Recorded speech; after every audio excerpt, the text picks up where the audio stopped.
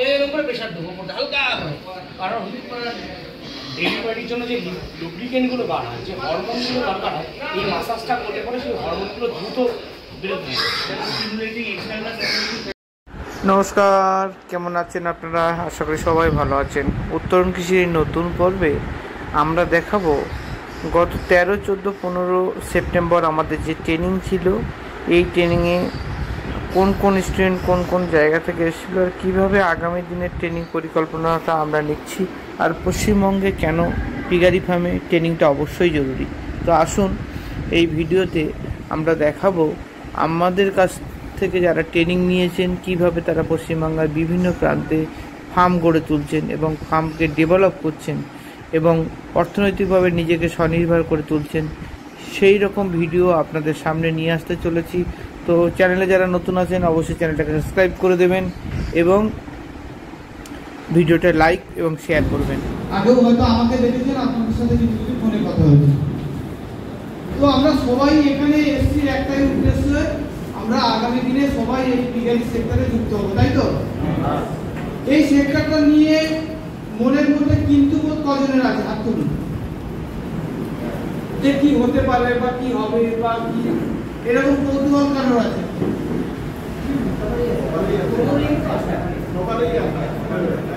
সবার নেই, কারণ অনেকে ফার্মার আছে, এই ডিস্ট্রিক্ট ফার্মার যারা, তাদের মধ্যে নেই।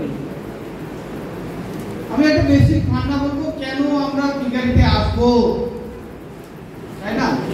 বেসিক্যালি যাদের নেই বা কনফিউশন আছে, প্রত্যেকে সবাই কোনো না কোনো কর্মস্থানের সাথে যুক্ত আছে। কেউ জবের সাথে, প্রাইভেট হোক গভর্নমেন্ট হোক, কেউ বিজনেসের সাথে, তার সঙ্গে সঙ্গে আমাদের আর্নিংটা আমরা বাড়াতে চাইছি, যার জন্য এই সেক্টরে আসতে চাইছি, তাই তো? তাই তো?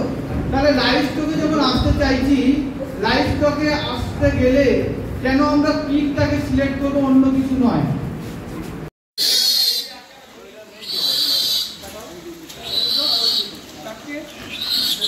দেখুন আমাদের প্র্যাকটিক্যাল চলছে সেকেন্ড ব্যাচে, ঠিক আছে?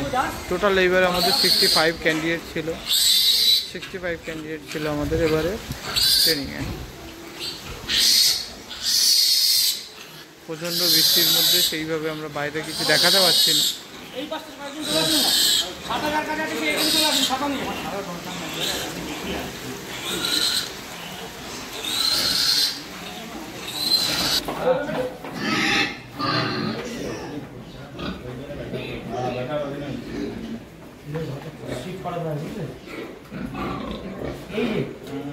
ঢোকাচ্ছি ভেতরে,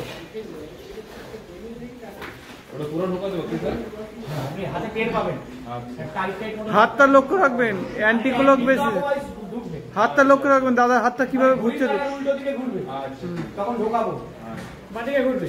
হ্যাঁ,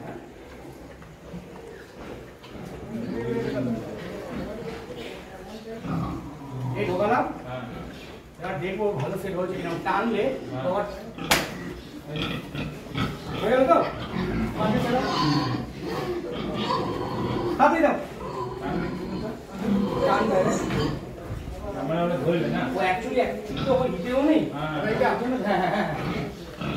এরকম কানে আমরা বেকারিং ধরবো, এখানে এর মধ্যে ঢুকিয়ে দেবো, ঢুকিয়ে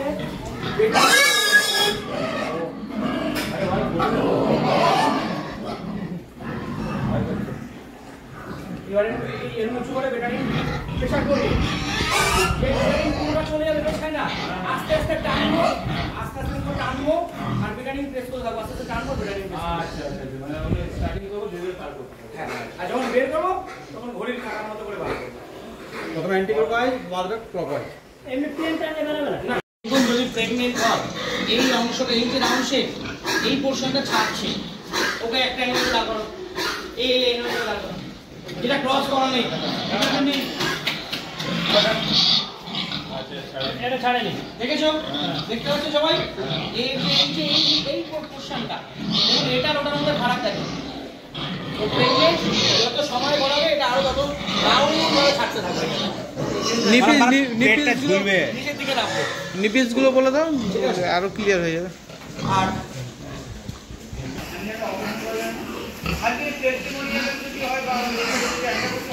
এই এভাবে ঢুকিয়ে দেবো, ঠিক আছে?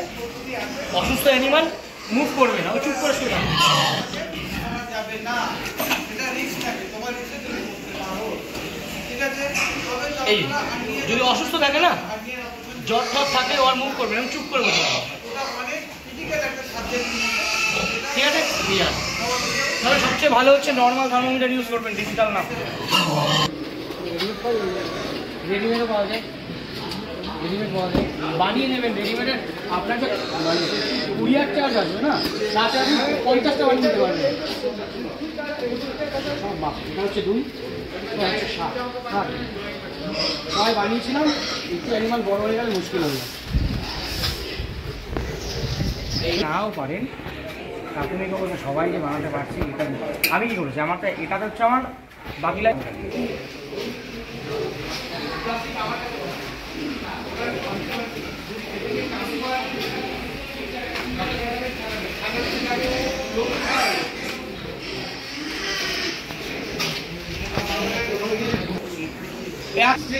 থাকার জন্য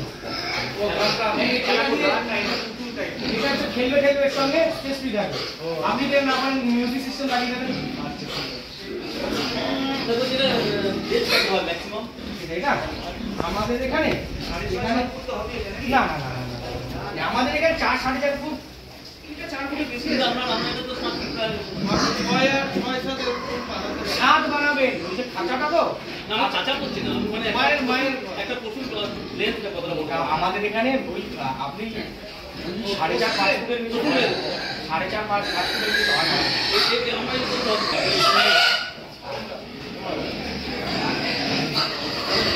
দেখেন লিকুইডের কালার দেখতে পাচ্ছেন, এটা কেমন লালচে পিঙ্ক হচ্ছে। এটা নর্মাল, এটা নর্মাল চেপে চেপে শুয়ে রয়েছে। বাচ্চা যখন দুধ খাবে, যখন ওর তো বাইট করবে, এরকম হয়ে যায়। এইটা হয়ে যাবে ওই ডার্ক পিঙ্ক কালার। আচ্ছা, বাচ্চা হচ্ছে না, যেটা দেখাচ্ছিলাম মানে কালকে বলেছিলাম, হাত ঢুকিয়ে বের করার আগে আগে বের করে দিলেন। একটা বাচ্চা, ফার্স্ট বাচ্চা বেরিয়ে গেল, 40 মিনিট হয়ে গেছে, নেক্সট বাচ্চা হচ্ছে না। হ্যাঁ, তো 40 মিনিট হয়ে গেছে, আপনি একটা আর্গোবেট করে দিলেন। আর্গোবেট করার পরে ও এইভাবে শুয়ে আছে।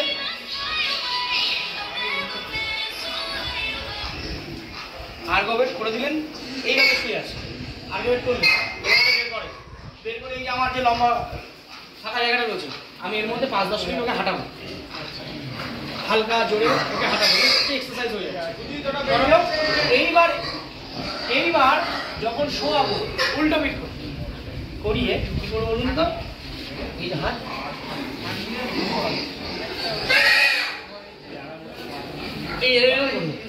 এরকম করে প্রেশার দেবো হালকা করে। কারণ ডেলিভারির জন্য যে লুব্রিকেন্টগুলো বার হয়, যে হরমোনগুলো দরকার হয়, এই মাসাজটা করলে পরে সেই হরমোনগুলো দ্রুত বেরোতে হয়। ঠিক আছে। আর ওই যে সিস্টেমগুলো বললাম, খাবারের সিস্টেমটা 111 দিন থেকে আসতে মানে গ্র্যাজুয়ালি খাবারটা কমাতে থাকবে। যেদিন ডেলিভারি দেবে না, ডেলিভারির দিন আর খাবার দেবে, ঠিক আছে। এবার আপনি দেখবেন এই দুধগুলো মানে লিপিডগুলো টানবেন, এরকম করে টানবেন। প্রত্যেকটা যখন দুধ চলে আসবে, প্রত্যেকটাতে তাহলে খানিকক্ষণের মধ্যে বাচ্চা দেবে, 2-4 ঘন্টা 5 ঘন্টা কি বললেন? হ্যাঁ, এগুলো আছে না, কি বলবেন? এই লিপিডগুলো টানবো এরকম করে প্রত্যেকটা, সব কটাতে যদি দুধ চলে আসে, তার লেবার রুম তো আলাদা হবে। এখন ফাঁকা জায়গায় আছে, একই দিনের পরে না, আমি একে 5 দিন মানে 5 দিন বাকি থাকতে ঢোকাবো, ওখানে ঢোকাবো। তার আগে কি করবো, ওই রুমটাকে ভালো করে ডিসইনফেক্ট করবো, তার 2-3 দিন আগে থেকে ডিসইনফেক্ট করে রুমটাকে খাতা ফেলে রেখে দেবো, চুন দিয়ে হোক, পটাশ দিয়ে হোক, প্লাস্টিক দিয়ে হোক, তারপরে ওকে ঢোকাবো। সবাই যদি প্রেগনেন্টের কাছাকাছি চলে আসে, নিজেরা মারামারি করবে না, এরা মারামারি করবে না, কারণ ভাত থাকতে সেট হয়ে গেছে, এরা তাও মারামারি করবে। একদিকে হচ্ছে এরা হয়তো কখনো রাত্রিবেলা খুব সুন্দর করে ঘুমায়, যেমন আমরা একে বলতে জড়িয়ে ঘুমাই না, এটা আসবে গাড়িটা পা দিয়ে দিয়ে ঘুমাচ্ছে, এটা একটা রিস্কি। এর জন্য বলছি ম্যাক্সিমাম আপনি 100 দিন পর্যন্ত একসাথে রাখতে পারেন, তারপর আপনাকে আলাদা করতে হবে। যদি আপনাদের ঘর নেই, আপনাদের সাফিসিয়েন্ট ঘর নেই, কী করবেন? আপনার উপায় তো নেই। 95 দিন বেস্ট, তারপর আলাদা করে দিন। বা এরকম বড় ঘর থাকলে 2, 3, 4টে রাখুন, অসুবিধা নেই। দিনে একবার স্নান করতে হবে তো? এর মধ্যে কি এরা হিটে এসেছে আপনার এখন? 3.5 মাস। না না, এগুলো হিট আসার বয়স হয়নি এখনো। এটা চেয়ারে এরকম থাকারই কথা, তো বললাম না, এই দেখুন এটা দেখুন কেকটি যেমন লেগে আসছে না, এর থেকে ভয়ানক ছিল চেহারা।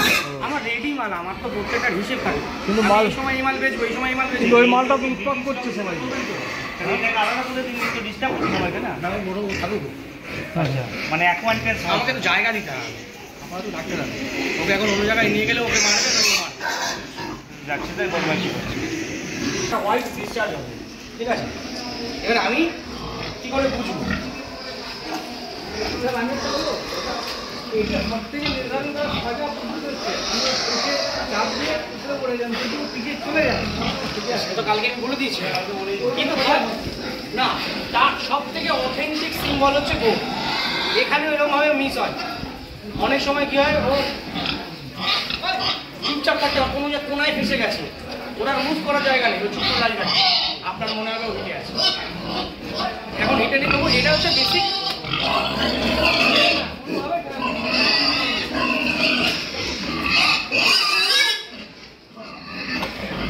এখানে হেঁটে নেই, ধরলেও পালাবে, যদি হিটে থাকতে আস্তে আস্তে থেমে যাবে। আমরা এটা একটা, আমি কি বলছি, প্রাথমিক যে লক্ষণগুলো ওটা যখনই নজর আসবে, এখন আমি বেকার এটাকে তো ভোরেটাকে কিনে নিয়ে যাবো না, আমার টাইম ওয়েস্ট হবে, ওটা পেয়ে যেতে পারি সিম্পল। এবার পর্যন্ত ওদের কোলোস্টাম খাওয়াতে হবে বা কোলোস্টাম কিনতে পাওয়া যায়, আপনারা যোগাযোগ করবেন, সব কিছু পেয়ে যাবেন। এবং 3 দিনের মাথা থেকে ওকে দাঁত কাটবেন, লেজ কাটবেন, ওকে আয়রন করবেন 1 ml বিজি বেরন বা ইনফেরন দিয়ে, এবং তারপরে আপনারা করবেন ভিটামিন বি কমপ্লেক্স, সঙ্গে 1 ml আপনি দেবেন অ্যামোক্সিসিলিন লং অ্যাক্টিং। কেন দেবেন? সঙ্গে কাশি করে নেবেন। মায়ের পেট থেকে একটা ভাইরাসের জন্ম নেয়, তার নাম হচ্ছে স্টোকক্কাল বা স্টেপ। দাদার মনে প্রকার হয়েছিল, কাজ হয়েছিল বলেছিলাম। তো এই রোগটা এমন একটা রোগ, এটা অজানা রোগ ছিল। এই রোগটা আমরা দীর্ঘদিন কাজ করতে করতে শিখেছি, এবং এর সলিড ট্রিটমেন্ট এটাই। কি হবে, আমরা মায়ের জন্ম ডেলিভারি 24 ঘন্টা আগে একটা মাকে 2 থেকে 2.5 গ্রাম অ্যামোক্সিসিলিন পাউডার খাইয়ে দেবো খাবারের সাথে। ডেলিভারির পরে বাচ্চাকে আমরা ওই 3 দিনের মাথায় যখন খাসি করবো, তাহলে খাসি করার জন্য আমরা একটা অ্যামোক্সিলিন দিচ্ছি, তাড়াতাড়ি শুকিয়ে যাচ্ছে। আবার ওই অ্যামোক্সিলিন ওই দেহের যত রকম ব্যাকটেরিয়াল ইনফেকশন আছে ওই স্টেপটাতে, সেটাও কন্ট্রোল হয়ে যাচ্ছে। তাহলে দুটো জিনিস কিন্তু আমাদের মোস্ট ইম্পর্টেন্ট, একটা মেডিসিন, এবং সঙ্গে আমরা পিক বুস্টার 1 ml মুখে দেবো। 2-3টে কোম্পানির ওষুধ আছে, ওষুধগুলো একটু দামি, আমি বলে দেবো। ওই দিনে বাচ্চার গ্রোথ অ্যাবনর্মাল গ্রোথ হতে থাকবে, এবং সঙ্গে সঙ্গে আমরা যদি পারি, মায়ের যদি বাচ্চার পরিমাণ বেশি হয়, তাহলে একটু করে মিল ডিফারেন্সার আমরা 2 থেকে 3 বার সারা থেকে খাওয়াবো।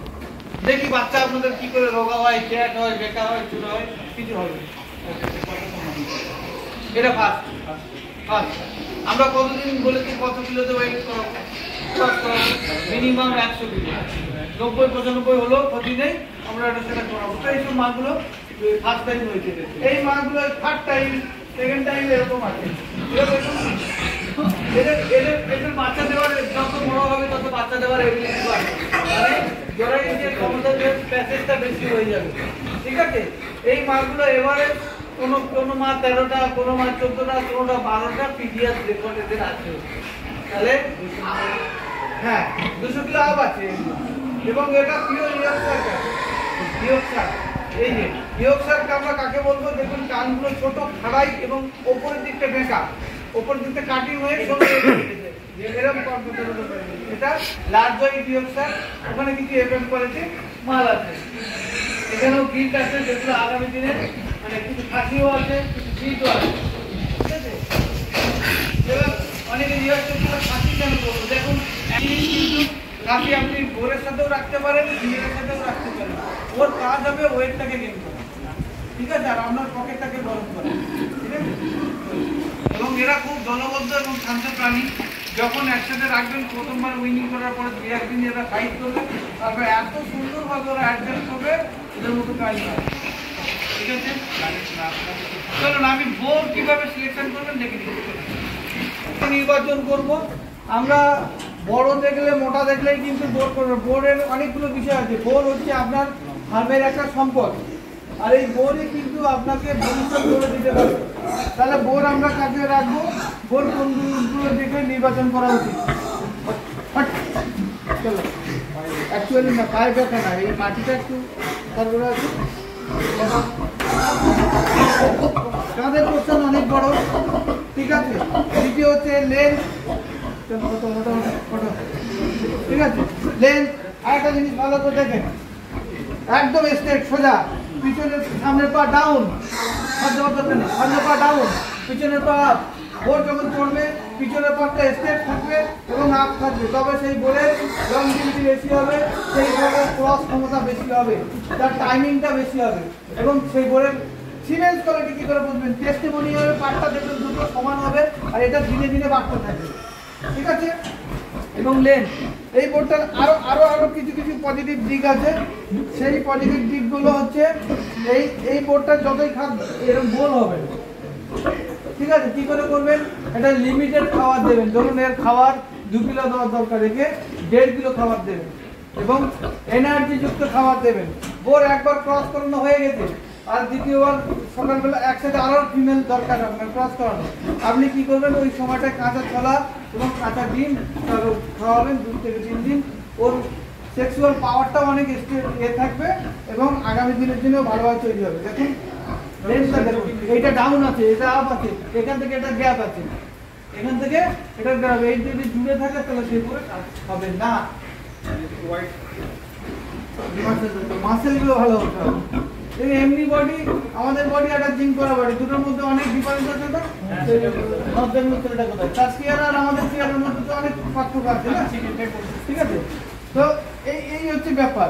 আর দেখুন পায়ের পাঞ্জাগুলো দেখুন, আজকে অনেক আছে দেখুন হেলানো, অনেক বড় আছে এরকম পায়ের এই পিছনে পাটা হেলানো, এটা দেখুন সোজা। এই হেলানো বোর এবং হেলানো ফিমেলকে নেওয়া যাবে না। এমন এই পায়ের যদি ভাঁজ থাকে ওই ফিমেলটা কিন্তু একবার বাচ্চা দেবে, দ্বিতীয়বার আর হিটে আসতে চাইবে না। হিটে এলেও বড় বোর্ডটাকে নিতে পারবে না বা যে কোনো বোর্ডটাকে নিতে পারবে না। পাটা তো বেকার হতো, কাঁপতে থাকে, এরকম লাল হয়ে যায়, এটা যেন ঠক কাঁপতে থাকে। সেই জন্য স্ট্রং দেখে আপনাকেও নির্বাচন করতে হবে। না কোথাও ফুলে আছে, ওটা বেশি তো এখানে ব্যাপার নেই তো, কিন্তু বেশি যে নর্মাল এই যে লাল ভাবটা হয়ে আছে সামনে পায়ে, এটা কি কোনো স্কিনের প্রবলেম নাকি ওটা না দেখুন বয়সের এতে ওটা হয়েছে? বয়সের এতে নেই। এর কত বয়স? 11 মাস 12 মাস বয়স, 11 মাস বয়স খালি, 11 মাস হয়নি, মানে 10 মাস মতো। এই বোর্ডটা মনে আমি দিই, বোর্ডটা দেখতে পেয়েছেন? পিছনে সামনে পা ডাউন, পিছনে পা আপ। এখান থেকে এর মাসেলটা কতটা দেখুন, এখান থেকে এটার অনেকটা ডিফারেন্স, ঠিক আছে। ঘাটটা সরু এবং এর পায়ের পোর্শনটা দেখুন এবং অনেক অ্যাগ্রেসিভ, ঠিক আছে। তো বোর্ড আর এবং টেস্টিমোনিয়াল পার্টটা দেখাই, দেখি বাবু বল ওকে বললে শুনবে না, ঘুরাতে হবে। ভাইপো ভাইপো, হ্যাঁ এটা সে ভাইপো। তো এর টেস্টিমোনিয়াল পার্টটাও বড়। তো আমরা এমন কিছু জিনিস রাখবো, এমন কিছু বোর্ড রাখবো যেটা অন্যের থেকে ইউনিক হবে। ওরা বাচ্চা অবস্থায় বুঝবো কি হয়? ধরুন আমি একটা বাচ্চা অবস্থায় বোঝে, বাচ্চা অবস্থায় বোঝে। আমরা 3 দিনে বুঝে যাবো এটা বড় হওয়ার উপযুক্ত, বড় হওয়ার উপযুক্ত নয়, বাচ্চা অবস্থায় বোঝে। ওই কাজ আর ওই টেস্টিক্যাল দেখেই কি যদি না ভালো লাগে 10-15 কিলো পর্যন্ত আপনি ওয়েট করবেন, তারপরে গিয়ে খাসি করবেন। কি আছে, লোক তো 25-30 কিলো পর্যন্ত খাসি করে দেয়। ওয়েট করবেন, দেখবেন যে আমি 5টা রেখেছি, এর মধ্যে 2টো আমাকে রাখতে হবে আবার, দেবেন, ঠিক আছে। তো এই হচ্ছে পোর্শন মোটামুটি। আমরা এবার খাসি করাটা দেখেছি কি আমরা? না চলো এই দুটো এই 4টে দাঁত আগা ছেটে দেবো, দেখা যাচ্ছে সবাই? এইদিকে দেখা যায়,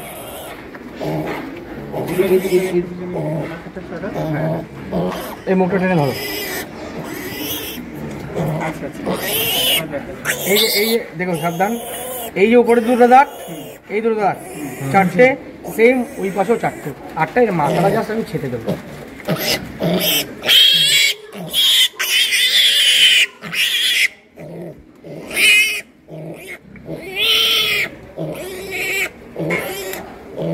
মাথাটা ছেড়ে দিলাম, এত কম, এর থেকে বেশি কাটলে কোনো সমস্যা নেই।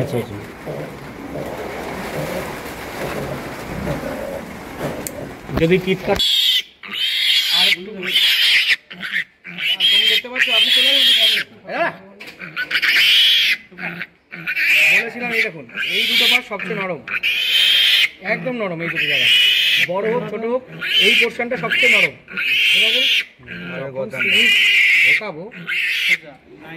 যখন ঢোকাবো এই সোজা অবস্থায়, যদি দেখি কিছুতে বাদ যে শক্ত শক্ত হাড়ের উপর পড়ছে, তুলে নিয়ে সাইডে, যাতে পুরোটা যায়, কোথাও যেন না বাঁধে। ঠিক আছে, তো বেস্ট পজিশন হচ্ছে এইটা। এরকম করে শোয়া ওকে, পাটা ধরো, ঠিক আছে, পাটা ধরো। এই যে 90 ডিগ্রি, এই বসালাম 90 ডিগ্রি, বাঁধলো আমার, বাঁধলো।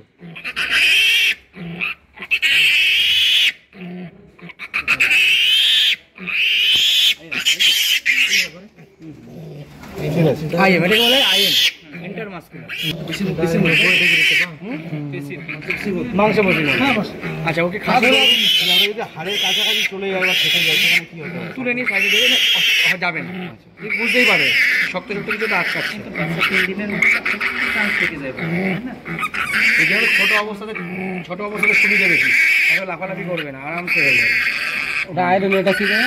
এটা অ্যাকচুয়ালি অ্যামক্সিসিলিন শেষ হয়ে গেছে, অ্যামক্সিসিলিনের বদলে দেওয়া হবে, অ্যামক্সিসিলিনই কাজ করবে। এটা ওই যে ডিসি কালকে বলছিলাম না,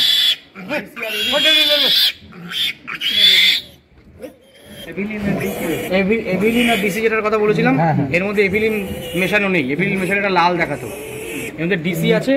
ডিসির সঙ্গে আমি এনএস স্যালাইন মিশিয়েছি, মিশিয়ে এটা অ্যামক্সিসিলিনের কাজ করবে।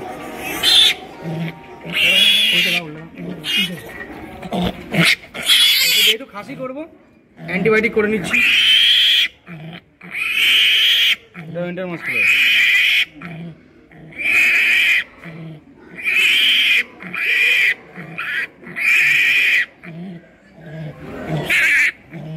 এটা কত দিলে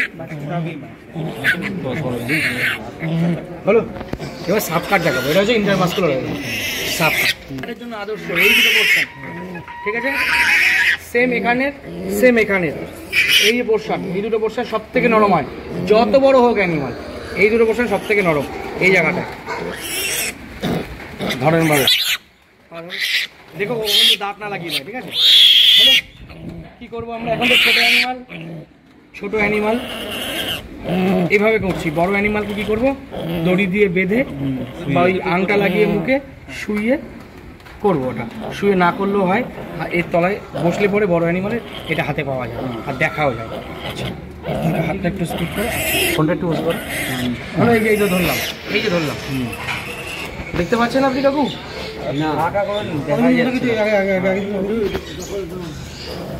আচ্ছা, তাহলে আমি আগেরটা বুঝতে পেরেছেন তো? এবার হচ্ছে সাপ কাট করবো। ঠিক এই এরমভাবে ধরবো, ধরলাম,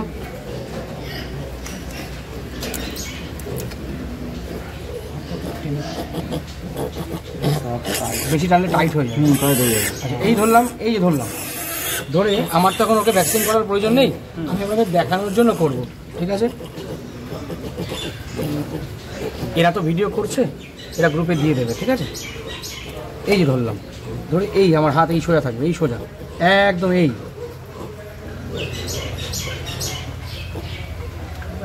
ভরে দিলাম। এবার আমি ইনজেকশন করব।